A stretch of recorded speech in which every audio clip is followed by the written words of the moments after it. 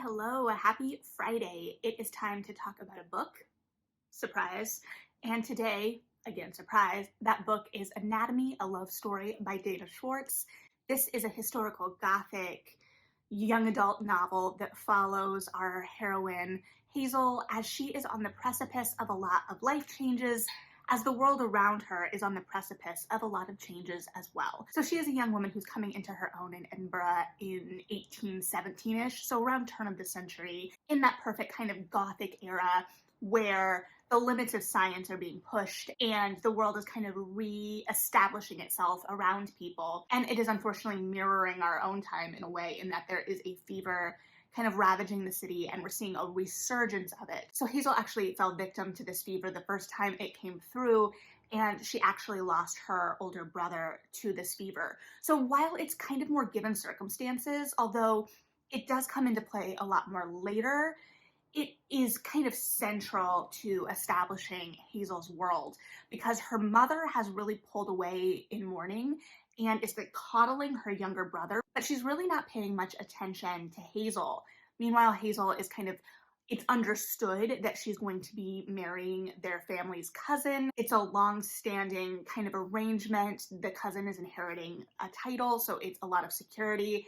And with her mother kind of absent and her father like actually absent, the narrative has him kind of off guarding Napoleon in exile, because, you know, why not have him guarding Napoleon in exile? But she is kind of like making her own way and has been left to her own devices in a lot of ways. And her own devices have led her to a strong passion for the sciences. Particularly, she wants to become a surgeon.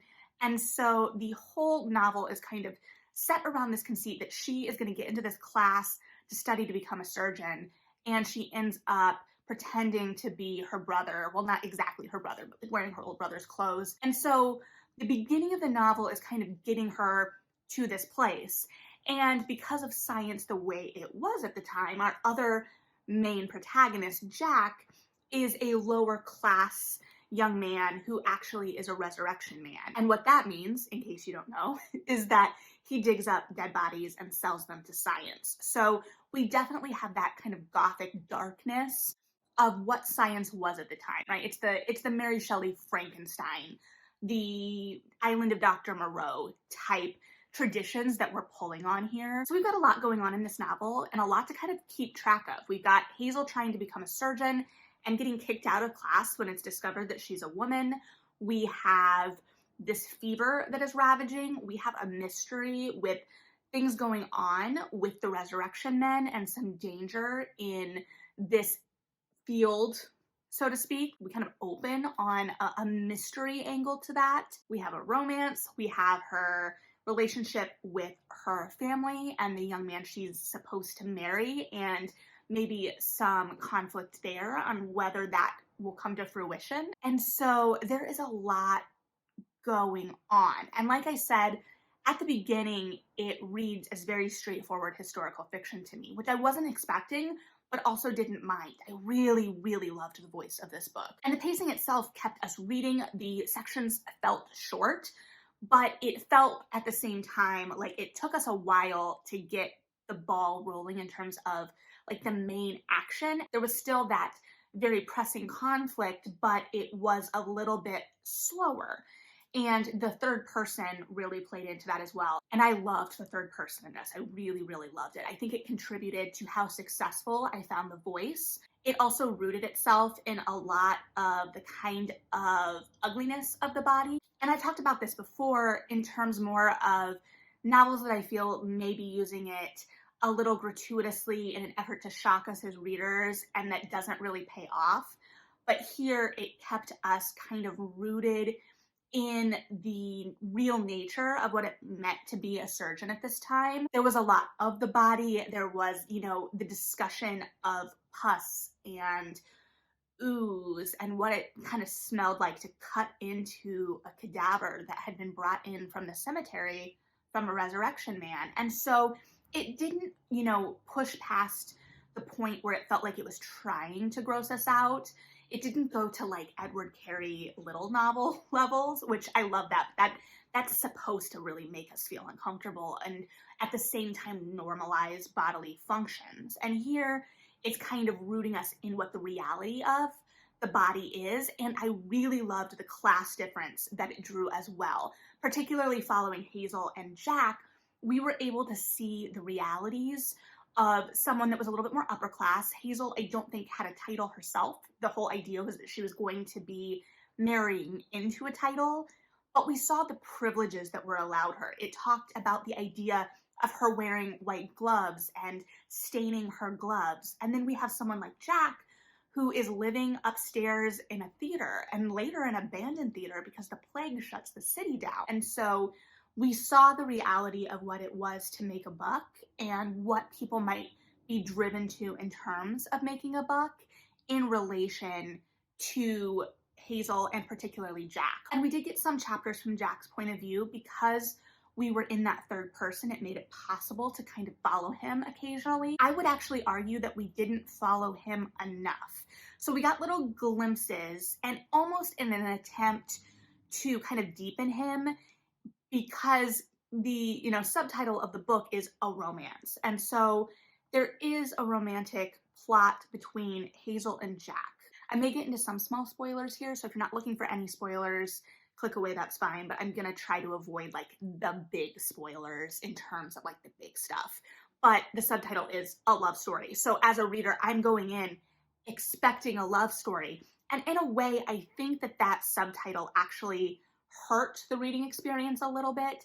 I came in with very clear ideas of what I thought this was going to be based on a combination of that subtitle, the cover, the blurb, and it felt like it was trying to do all of it and not completely succeeding at all of it. So it was a little bit of the realistic historical fiction of what this was at the time, that darker, grittier historical fiction, which I love. Toward the end, which I'll get into more later, it towed the line of wanting to be that kind of gothic of this time and play with this idea of man versus science and what the limits of science are and the limits of man. And then, of course, it had this love story, which felt like it was going to be a very central thing. And I didn't mind it not being central, because I also played with the idea as a reader amidst it when it was kind of taking time to come to fruition, where I was like, well, maybe the idea is that it's setting up this expectation as readers that we're going in expecting this love story. And in reality, we're getting the love story of this young woman and her relationship with surgery, with science. And that wasn't really the answer either. I think both would have been really interesting avenues, but I don't think it succeeded fully in either. And one of the reasons I don't feel like the relationship, the romance of it fully succeeded for me goes back to Jack's point of view. So we did get to see him, I will give that. But it didn't feel deep enough. I didn't really have a sense of him. I knew he was poor, but I didn't get the full sense of like what his growing up was, what that meant for how he interacted with Hazel. It felt like a lot of their scenes kind of faded to black, and in like kind of an abrupt way, we kind of cut away. And then as readers, we were sort of expected to make assumptions about how that relationship had progressed during the dark bits via context clues and how they were reacting in the next scene, because there are time jumps in this, and I do think the time jumps work. I think that they work smoothly. Schwartz trusts us as readers to kind of keep with it, but I think maybe she trusts us just a little bit too much on the romance side, and that there wasn't that real emotional depth there. And it didn't kill me at first, because like, oh, it's a subplot, and then toward the end, it felt like there were some choices and some plot points that made me think that that was supposed to have more emotional resonance than I felt like it had. And I liked both characters on their own as well, which is why I also wanted more of Jack. We got plenty of Hazel. We understood Hazel to a large degree, but I would have liked more of Jack. And we did get to see the dreamer a little bit. Also, yes, Jack, the heroine, is betrothed to an aristocrat or someone with money. Like, there may be Titanic parallels. I don't know. Also, you can't convince me that there isn't. I think that makes sense. I think there's a reference to the play Arcadia by Tom Stoppard in the book, like a small little like throwaway detail, but I'm convinced that it is. And it actually was the reason I was able to call a particular plot point. So if you've read this book and know anything about that play, let me know if you think that that was indeed an Arcadia reference. But yes, just getting a little bit more of Jack, so he felt a little bit more well-rounded. And then that relationship feels a little bit more balanced as well. And then maybe we could read a little bit more in between the lines between the two. Hazel was fun and I liked her. At the same time, she did give some not like other girls energy, right? She's like, I'm gonna go study in the park because my maid forced me to, and I'm looking at diagrams of the human body. I'm not a silly giggling girl, but like at this point, we know the reality. And I do think that that was built into the narrative too. This kind of idea that Hazel was in denial about her reality. We could feel Bernard, her cousin, the person she's supposed to be marrying, we could feel that relationship kind of looming. She was very kind and sympathetic, especially to like her maid. They had a great relationship. For some of the poorer women she ended up coming across in attempting to learn surgery on her own, and yet she didn't seem to grant that same understanding to women of her class who had circumstances that forced them to make decisions as well. So I don't know, like I got it and I understood why a girl of that type and in that age and in that time would feel that way. But it also is interesting because it feels like as a society now, we're very much pushing against that not like other girl energy. It's neither here nor there. So when I talk about all of the plot lines, it's interesting because they're all in play, but for like, I want to say almost maybe 50%, I was just like going along, having a good time.